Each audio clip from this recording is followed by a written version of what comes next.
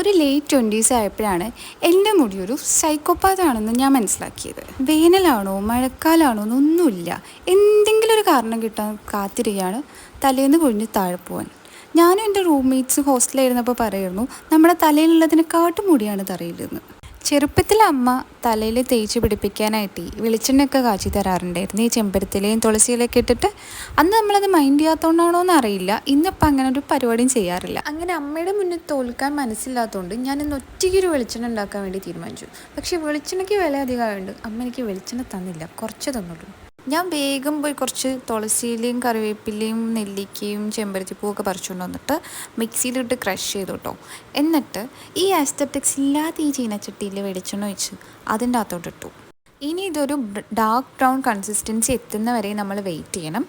അപ്പം ഇതൊരു dark brown consistency ആയിട്ടുണ്ട്. അപ്പോൾ ഈ ബ്രൗൺ കളറിൽ കാണുന്ന ക്രഷ് ചെയ്ത സാധനങ്ങളൊക്കെ മാറ്റിയിട്ട് ഓയിൽ മാത്രം നമ്മൾ സെപ്പറേറ്റ് ചെയ്തെടുക്കുക. എന്നിട്ട് നമ്മുടെ തലയിൽ തേക്കാം.